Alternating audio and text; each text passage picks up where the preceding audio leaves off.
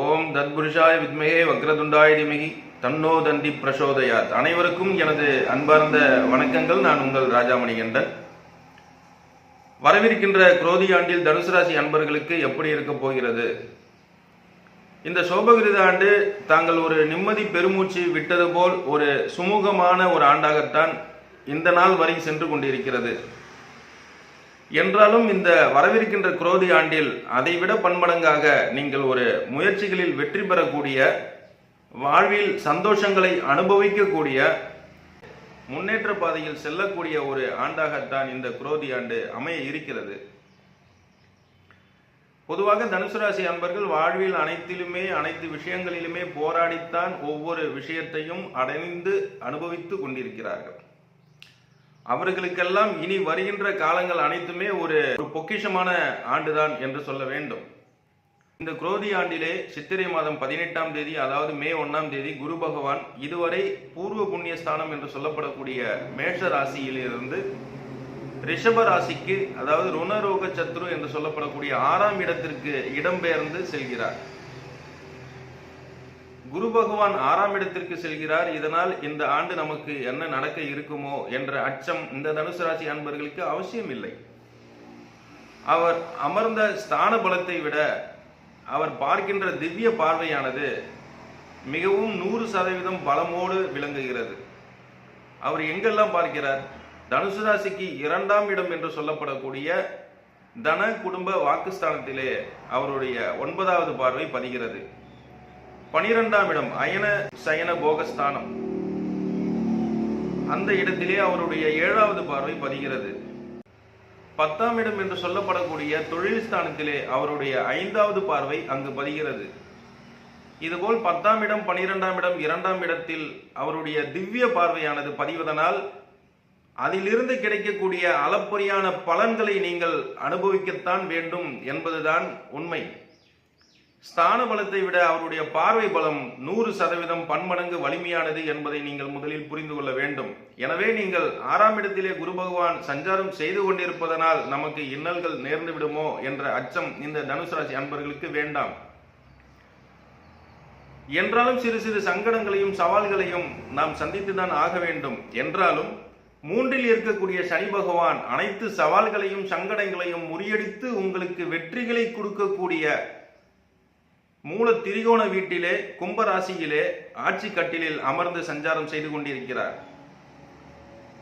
இதுவரை உங்களது வாழ்வில் பல துன்பங்களை கொடுத்து கொண்டிருந்த சனி பகவான் இனி உங்களுக்கு வெற்றிகளையும், உங்களுக்கு உறுதுணையாக நின்று உங்களது முயற்சிகளில் துணை நின்று வெற்றிகளை கொடுக்கக்கூடிய ஸ்தானத்திலே 3ஆம் இடத்திலே வெற்றி ஸ்தானத்திலே அமர்ந்து உங்களுக்கு அருள் பாலிக்கிறார். அந்த வகையில் குரு பகவானுடைய திவ்ய பார்வையும் சனி பகவானுடைய 3ஆம் இட ஸ்தான பலமும் இந்த குரோதி ஆண்டிலே நீங்கள் வலு சேர்ந்து முன்னேறக்கூடிய ஒரு ஆண்டாகத்தான் இந்த குரோதி ஆண்டு அமைகிறது. குரு பகவானுடைய 5வது பார்வை உங்களுடைய தொழில் ஸ்தானத்தில் பதிவதனால் இதுவரை உங்களது தொழிலில் தேக்க நிலை ஏற்பட்டிருந்தாலும், ஒரு பிசினஸ் ஸ்டார்ட் பண்ணியிருப்பீங்க, அந்த பிசினஸ் ஸ்டார்ட் பண்ணிட்டு சரியா மூவ்மெண்ட் இல்லாமல் அதை க்ளோஸ் பண்ணிடலான்ற ஐடியா கூட உங்களுக்கு வந்திருக்கும். நம்ம ஒரு தொழில் ஆரம்பிச்சு இத்தனை வருஷம் ஆகுது, நமக்கு லாபமே எதுவுமே வரலையே, நம்ம கை காசு போட்டு தானே பண்ண வேண்டியதா இருக்குன்ட்டு நஷ்டப்பட்டு கொண்டிருந்த அந்த தொழில் கூட, நலிவடைந்த தொழில் கூட ஒரு உருமாற்றம் ஏற்பட்டு சிறந்த முறையில் உங்களது தொழில் லாபம் தரக்கூடிய தொழிலாக மாறக்கூடிய ஆண்டு இந்த குரோதி ஆண்டு. ஏனென்றால் குரு பகவானுடைய 5வது பார்வை 100% லாபங்களை தரக்கூடிய, உங்களது தொழிலை விருத்தி செய்யக்கூடிய புனிதமான பார்வையை பெறுகிறது. எந்த ஒரு தொழிலாக இருந்தாலும், உத்தியோகமாக இருந்தாலும், வருமானம் வரக்கூடிய எந்த ஒரு தொழில் நீங்கள் செய்தாலும் அது நலிவடைந்திருந்தால் அந்த தொழிலை பன்மடங்காக 2 மடங்காக அபிவிருத்தி செய்யக்கூடிய பார்வையை குரு பகவான் உங்களுக்கு அளிக்கிறார். மேலும் தொழில் ஸ்தானத்திலே 10ஆம் இடத்திலே கேது பகவான் சஞ்சாரம் செய்து சிறு சிறு மனக்குழப்பங்களையும், உங்களது தொழிலில் இது செய்யலாமா வேணாமா, இது செஞ்சா ஏதாவது பிரச்சனை வருமா அப்படின்ட்டு மனக்குழப்பங்களையும், அது செஞ்சாலும் அதுக்கான தடைகளையும் கொடுத்து வந்து கொண்டிருந்த கேது பகவானையும் குரு பகவான் 5ஆம் பார்வையாக பார்வையிடுகிறார். மேலும் 9ஆம் பார்வையாக தனஸ்தானத்தை பார்வையிடுவதனால் உங்கள் தொழில் மூலமாக லாபம் பெற்று தனத்தை நீங்கள் பிராப்தம் பெறுவீர்கள் என்பதுதான் உண்மை. எனவே இந்த தனுசு ராசி அன்பர்கள் இந்த தொழிலை பற்றி நீங்கள் கவலைப்பட வேண்டாம். உத்தியோகத்தில் உங்களது அலுவலகத்தில் ஏற்பட்டு வந்த சங்கடங்கள், மேலதிகாரிகளால் ஏற்பட்ட பிரச்சனைகள், சக ஊழியர்களால் ஏற்பட்ட வந்த பிரச்சனைகள் அனைத்தும் விலகி இந்த ஆண்டு ஒரு நல்ல சம்பள உயர்வு, பதவி உயர்வு, இது போன்ற பல சலுகைகளை எல்லாம் பெற்று மிகவும் ஒரு கௌரவமான பதவியை அனுபவிக்கக்கூடிய ஸ்தானத்தில் இந்த குரோதி ஆண்டு உங்களுக்கு அமைத்து கொடுக்கும். அதே போல திருமணம் ஆகவில்லை என்று தவித்துக் கொண்டிருந்த இளைஞர்களுக்கெல்லாம் இந்த திருமண பாக்கியத்தை ஏற்படுத்தக்கூடிய ஒரு ஆண்டுதான் இந்த குரோதி ஆண்டு. ஏனென்றால் குரு பகவான் 12ஆம் இடத்திலே பார்வை செலுத்துகிறார். ஆதலால் உங்களுக்கு விரயங்கள் சுப விரயங்களாக அமைத்து கொடுப்பார். எனவே குரு பகவான் 7வது பார்வையாக 12ஆம் இடத்தை பார்வையிடுவதனால் உங்களுக்கு சுப விரயங்கள் நிச்சயம் ஏற்படும். ஆதலால் திருமணம் ஆகாத இளைஞர்களுக்கெல்லாம் திருமணம் நடக்கக்கூடிய ஒரு ஆண்டாகத்தான் இந்த குரோதி ஆண்டு அமைகிறது. அதே போல வெளிநாடுகளுக்கு சென்று உத்தியோகம் புரிய வேண்டும் என்று முயற்சி செய்து கொண்டிருக்கக்கூடிய இளைஞர்களுக்கெல்லாம் முத்தாய்ப்பாக இந்த ஆண்டு நிச்சயம் அந்த வாய்ப்புகள் ஏற்பட்டு நீங்கள் வெளிநாடு செல்வீர்கள். ஏனென்றால் 12ஆம் இடத்தில் குருவின் பார்வை அற்புதமாக உங்களுக்கு இருக்கின்றது. அதே போல உங்களுடைய வாழ்க்கை துணைக்கும் வெளிநாடு செல்லக்கூடிய யோகங்கள் ஏற்படும். தனுசு ராசியினுடைய வாழ்க்கை துணைக்கும் வெளிநாடுகளுக்கு சென்று உத்தியோகம் புரியக்கூடிய, அதாவது கணவனும் வேலைக்கு செல்வார்கள், மனைவியும் வேலைக்கு செல்வார்கள். அந்த வகையிலே கணவனும் மனைவியும் சேர்ந்து வெளிநாடுகளுக்கு சென்று உத்தியோகம் புரியக்கூடிய ஒரு அற்புதமான ஆண்டுதான் இந்த குரோதி ஆண்டு. தனுசு ராசிக்கு 4ஆம் இடத்திலே ராகு பகவான் சஞ்சாரம் செய்து கொண்டிருக்கிறார். இந்த ராகு பகவானால் உங்களுக்கு இதுவரை உங்களுக்கு சங்கடங்கள் ஏற்பட்டிருக்கலாம். ஆனால் இனி வருகின்ற இந்த குரோதி ஆண்டில் நீங்கள் பல அற்புதங்களை தான் சந்திக்க இருக்க போகிறீர்கள் குரு பகவானால். எப்படி என்றால் 4ஆம் இடத்து அதிபதி குரு பகவான் 6ஆம் இடத்தில் சென்று அந்த 6ஆம் இடத்திற்கு 11ஆம் இடம் என்று சொல்லப்படக்கூடிய மீன ராசியில் ராகு பகவான் சஞ்சாரம் செய்து கொண்டிருக்கிறார். அதே போல இடம் வாங்கணும், வீடு வாங்கணும், வண்டி வாகனங்கள் வாங்கணும் போன்ற முயற்சிகளில் இருக்கக்கூடியவர்களுக்கெல்லாம் இந்த ஆண்டு ஒரு வெற்றிகளை தரக்கூடிய ஆண்டாகத்தான் அமைய இருக்கிறது.